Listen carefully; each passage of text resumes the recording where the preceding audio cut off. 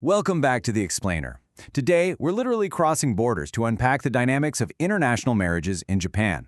So whether you're just kind of curious about cross-cultural relationships, or maybe you're actively looking for the blueprint to make one thrive, well, you're definitely in the right place. Let's just dive right into what makes these specific partnerships actually work. Okay, let's start off with the big, blunt question right out of the gate. Do foreign men actually have a chance of marrying a Japanese woman? The short answer? A definitive yes. Absolutely. But, and this is a really big but, it's not just about showing up. It's entirely about how you show up.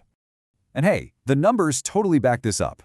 International marriages are actively on the rise in Japan right now, which means more Japanese women are opening up to the idea of love beyond borders. The cultural gates are opening, sure, but walking through them successfully? That requires a very specific approach. According to the data we're looking at, success in these relationships essentially boils down to three actionable pillars: communication, respect, and cultural effort. So let's unpack exactly what those look like in practice. Starting off with Pillar 1, deep communication.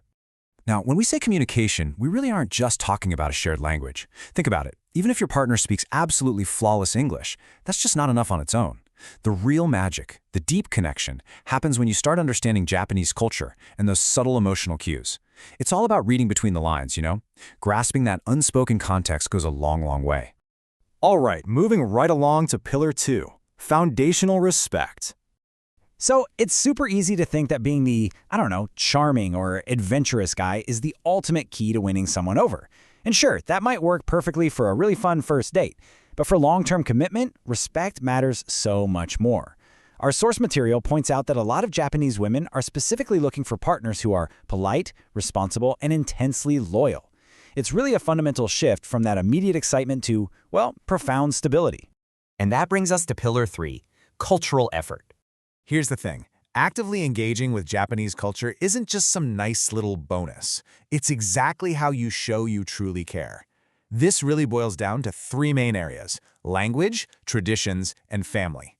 Showing a proactive interest in her native tongue, respecting those local traditions, and really grasping the deep importance of family dynamics, these are absolutely paramount. Because you aren't just learning about a country, you're proving that you value the very things that shaped the person you love.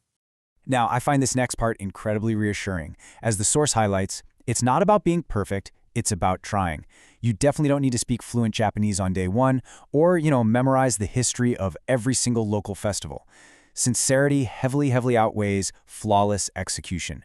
It's that visible, genuine willingness to just try that bridges the gap.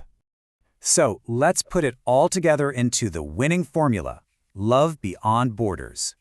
When you synthesize deep communication, foundational respect, and cultural effort, you get this incredible winning formula. If you can embody being kind, committed, and culturally aware, all built on a bedrock of sincerity and shared values, you have literally everything it takes to build a lasting connection. These traits, as we've seen from the data, are the ultimate building blocks of a successful international marriage in Japan. It's incredibly easy to look at the rising statistics of international marriages and think the whole process is effortless. But as we've just seen, it requires profound emotional intelligence, deeply grounded respect, and a sincere willingness to step outside your comfort zone.